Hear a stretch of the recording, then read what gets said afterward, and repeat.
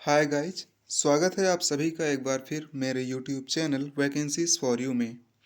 आज हम बात करेंगे उत्तर प्रदेश सरकार द्वारा उत्तर प्रदेश पुलिस विभाग में निकाली गई इंजीनियरिंग स्टूडेंट के लिए वैकेंसी के बारे में। तो चलिए आज हम उत्तर प्रदेश पुलिस विभाग में निकली हुई वैकेंसी को डिटेल में डिस्कस करेंगे और इसके नोटिफिकेशन को टोटल डिस्कस करेंगे। तो चलिए वीडियो को शुरू करते हैं। तो यहाँ पर उत्तर प्रदेश पुलिस विभाग में इंजीनियरिंग स्टूडेंट के लिए प्रधान परिचालक रेडिएशन वर्ग में प्रधान परिचालक यांत्रिक के पदों पर सीधी भर्ती निकली हुई है। तो अब यहाँ पर बात कर लेते हैं कि कैटेगरी वाइज यहाँ पर कितनी वैकेंसी आई हुई है। तो जनरल के लिए यहाँ पर 379 और ईडब्ल्यूएस आर्थिक रूप से जो कमज़ोर वर्ग है उनके लिए 92 वैकेंसी और ओबीसी अन्य पिछड़ा वर्ग के लिए यहाँ पर 252 वैकेंसी आई हुई है और एससी के लिए 195 और एसटी के लिए 18 वैकेंसी यहाँ पर आई हुई है। तो टोटल यहाँ पर 936 वैकेंसी आई हुई है। और यहाँ पर बात करें जो कि यहाँ पर रिजर्व सीटें हैं तो वो स्वतंत्रता संग्राम सेनानी के आश्रित जो होंगे उनके लिए 18 सीटें हैं। भूतपूर्व सैनिक जो कि रिटायर्ड सैनिक के बेटे वगैरह होंगे तो उनके लिए यहाँ पर 46 वैकेंसी और महिला वर्ग के लिए यहाँ पर 186 वैकेंसी आई हुई है। तो अब हम बात कर लेते हैं कि इसकी आवेदन करने की अंतिम तिथि और स्टार्टिंग तिथि क्या होगी। तो यहाँ पर आप 20 जनवरी से अप्लाई कर सकते हैं और यहाँ पर इसके पंजीकरण की जो अंतिम तिथि होगी वो 28 फरवरी होगी। आप 28 फरवरी तक अपना फॉर्म सबमिट कर सकते हैं। तो आवेदन शुल्क की अगर बात करें तो यहाँ पर सभी वर्ग के लिए यहाँ पर सभी श्रेणियों के लिए एक ही शुल्क लगेगा और आवेदन शुल्क यहाँ पर 400 रुपये होगा। अब बात करें एलिजिबिलिटी की तो आप यहाँ पर राष्ट्रीयता आप भारत के नागरिक हैं तो आप यहाँ पर अप्लाई कर सकते हैं। बात करें एजुकेशनल क्वालिफ़िकेशन की तो अगर आप डिप्लोमा स्टूडेंट हैं इलेक्ट्रॉनिक्स के, टेलीकम्युनिकेशन के, इलेक्ट्रिकल के, computer science, information technology, instrumentation technology, mechanical engineering में यदि आपने 3 वर्षीय डिप्लोमा कोर्स अथवा सरकार द्वारा उसके समकक्ष मान्यता प्राप्त कोई परीक्षा उत्तीर्ण की हो तो आप यहाँ पर एलिजिबल हैं, आप यहाँ पर अप्लाई कर सकते हैं। अगर आप पास आउट नहीं हैं, अपीयरिंग में हैं तो यहाँ पर आप अप्लाई नहीं कर सकते हैं। अगर आपके पास कोई कंप्यूटर कोर्स है डोएक का या फिर नीलीट द्वारा आपने कोई कंप्यूटर कोर्स किया जिसका सर्टिफिकेट आपके पास है तो आप वहाँ पर अप्लाई कर सकते हैं और वहाँ पर आप अपलोड कर सकते हैं। मान लीजिए किसी दो स्टूडेंट के अगर नंबर बराबर आ जाते हैं और तो जिसके पास कंप्यूटर कोर्स होगा उसे पहली वरीयता दी जाएगी। अगर आपके पास एनसीसी का बी सर्टिफिकेट है तो उसके लिए भी आप उसको अपलोड कर सकते हैं और सेम केस में आपको पहले वरीयता दी जाएगी। एनसीसी कैडेट कोर जिसने एनसीसी किया हुआ है उसके पास बी प्रमाण पत्र है तो उसको पहले वरीयता दी जाएगी। अब बात कर लेते हैं एज की तो आपकी एज 1/7/2022 को 20 वर्ष की आयु हो जानी चाहिए। 20 वर्ष के कम आप नहीं अप्लाई कर सकते हैं और अधिकतम आपकी आयु 28 वर्ष होनी चाहिए। अब बात करें यहाँ पर अगर वैवाहिक परिस्थिति की तो यहाँ पर लिखा हुआ है कि ऐसा या ऐसी व्यक्ति जिसने किसी ऐसे या ऐसी व्यक्ति से विवाह किया हो या की हो जिसका या जिसकी पहले से जीवित पति या पत्नी हो या जिसने पति या पत्नी के जीवित होते हुए उसने किसी व्यक्ति से विवाह किया हो या की हो सेवा में नियुक्त के लिए पात्र नहीं होगा। शारीरिक स्वस्थता की बात करें तो अगर कोई अभ्यर्थी मानसिक और शारीरिक दृष्टि से स्वस्थ नहीं है तो यहाँ पर वो अप्लाई नहीं कर सकता है।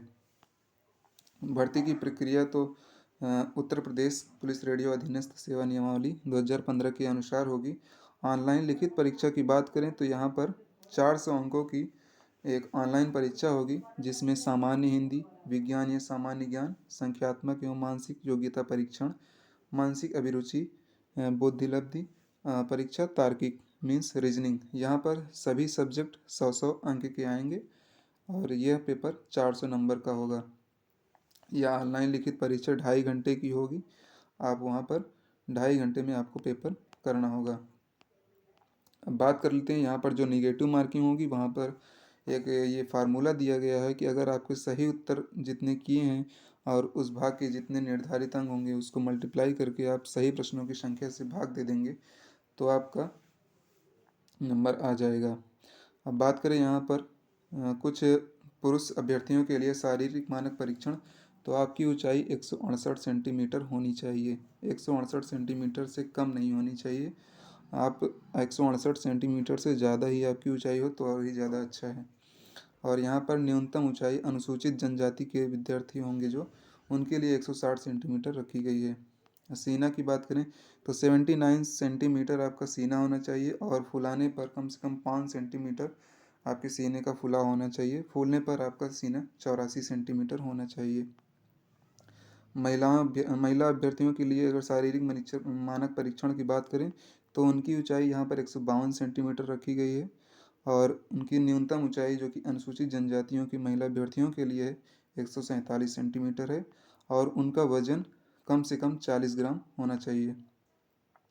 शारीरिक दक्षता परीक्षण की बात करें तो पुरुष अभ्यर्थी जो होंगे उनके लिए 4800 मीटर की दौड़ मतलब 4.8 किलोमीटर की दौड़ 28 मिनट में पूरा करना होगा और महिला अभ्यर्थियों के लिए 2400 मीटर दौड़ मतलब 2.4 किलोमीटर दौड़ 16 मिनट में पूरा करना होगा।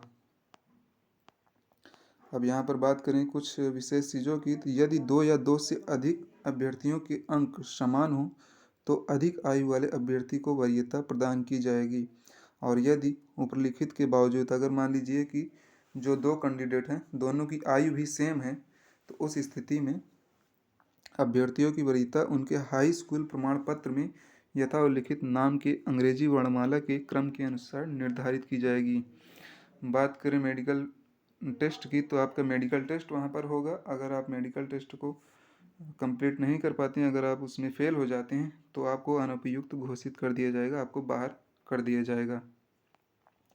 अगर इसमें आरक्षण व आयु सीमा में छूट की बात करें तो यहाँ पर एक वर्टिकल और एक हॉरिजेंटल हेडिंग से दिया गया है। तो अनुसूचित जातियों के लिए यहाँ पर 21% मतलब 5 वर्ष की छूट होगी और अनुसूचित जनजाति के लिए 2% मतलब 5 वर्ष की छूट इसमें भी और अन्य पिछड़ा वर्ग भी 5% की छूट पर होगा। और अगर बात करें हॉरिजेंटल, मान लीजिए कोई स्वतंत्रता संग्राम सेनानी के आश्रित हैं तो वो उनको 2% और इसमें अधिकतम आयु सीमा में छूट को कुछ लिखा नहीं है। और इनको एक जो इनका प्रमाण पत्र होगा वो भी इनको जिलाधिकारी के सक्षम प्राधिकारी से सिग्नेचर करवा के इनको जमा करना होगा।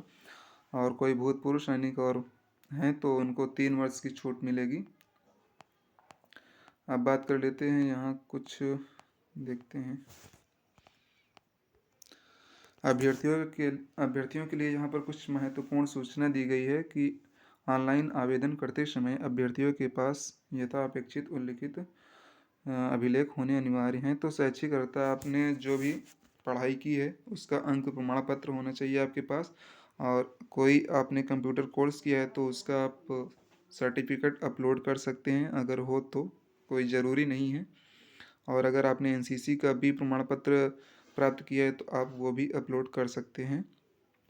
अगर आप मूल निवास प्रमाण पत्र, यहाँ पर आवेदन पत्र जमा करने की अंतिम तिथि तक निर्गत, यहाँ पर आपको मूल निवास प्रमाण पत्र जिसको कि आरक्षण व अधिकतम आयु सीमा में छूट के दावे संबंधी हैं उनको निवास प्रमाण पत्र और ओबीसी के लिए यहाँ पर जाति प्रमाण पत्र भी उनको जमा करना होगा। और कोशिश करें कि जो भी आपके प्रमाण पत्र हैं बहुत पुराने नहीं होने चाहिए, जो कि भी निवास और जाति प्रमाण पत्र हों नए बने होने चाहिए। अब यहाँ पर बात करें तो ऑनलाइन आवेदन की प्रक्रिया क्या होगी, तो आप ऑफिशियल वेबसाइट को विजिट करके वहाँ से आप ऑनलाइन कर सकते हैं। और यहाँ पर जो 3 चरणों में होगा तो प्रथम चरण जो होगा उसमें आप रजिस्ट्रेशन करेंगे तो आपको एक रेफरेंस नंबर और पासवर्ड मिलेगा। उस रेफरेंस नंबर और पासवर्ड से आप लॉगिन करके आप फिर दूसरे स्टेप में अपनी शैक्षिक और जो कंप्यूटर कोर्स आपने किया उसकी जानकारी वहाँ पर फिल करेंगे। उसके बाद आप पेमेंट करेंगे। यहाँ पर एक चीज़ ध्यान में रखिएगा कि यहाँ पर कुछ लिखा है कि अभ्यर्थियों का फोटोग्राफ निम्न मानक के अनुरूप होना चाहिए। चेहरे की छवि स्पष्ट दिखनी चाहिए, चेहरे पर अत्यधिक चमक या छाया नहीं होनी चाहिए। नामांकन के लिए फ़ोटो 6 महीने के भीतर लिया गया हो, 6 महीने से पुराना फ़ोटो नहीं लगाना। और कंधे साफ दिखने चाहिए। सफ़ेद या हल्के ग्रे रंग की सादी पृष्ठभूमि आवश्यक है। मतलब बैकग्राउंड जो है वो आप सफ़ेद या हल्के ग्रे रंग की आप रख सकते हैं। और ठुड्डी से शिखर तक साफ दिखता हो तथा लगभग 70% भाग आच्छादित करता हो। तटस्थ अभिव्यक्ति, मुंह बंद, आंखें खुली होनी चाहिए और चेहरे के दोनों किनारे, दोनों कान साफ दिखते हुए होने चाहिए। कैमरे पर सीधी नज़र होनी चाहिए। चश्मा उतारकर फ़ोटो लिए जाना चाहिए और फ़ोटो में टोपी, मफलर आदि धारण नहीं होना चाहिए। आप इसको एक बार चेक कर लीजिएगा। उसके बाद अगर आप सबमिट बटन पर क्लिक कर देते हैं तो उसके बाद आपका कोई भी उसमें संशोधन नहीं होगा। उसके बाद आप कोई भी ऑब्जेक्शन नहीं कर सकते हैं। और यहाँ पर उसके बाद जो भी ऑनलाइन परीक्षा होगी उसके बारे में यहाँ पर पाठ्यक्रम सिलेबस दिया गया है। सामान्य हिंदी जो होगा वो 100 अंकों का होगा, विज्ञान भी 100 अंक का होगा और यहाँ पर संख्यात्मक एवं मानसिक योग्यता परीक्षण भी 100 अंकों का होगा और रीजनिंग भी यहाँ पर 100 अंकों की होगी। तो यहाँ पर सिलेबस दिए गए हैं, सिलेबस आप देख लीजिएगा। मैं इसका लिंक वीडियो के डिस्क्रिप्शन में डाल दूंगा, आप वहाँ से इसे डाउनलोड करके आप इसको देख सकते हैं, इसके सिलेबस को। और आगे यहाँ पर फॉर्मेट दिया गया है कि आपके जाति प्रमाण पत्र और जो भी भूतपूर्व सैनिक हैं उनके प्रमाण पत्र का फॉर्मेट क्या होना चाहिए। तो वीडियो को देखने के लिए बहुत बहुत धन्यवाद। मिलेंगे नेक्स्ट वीडियो में। Thank you.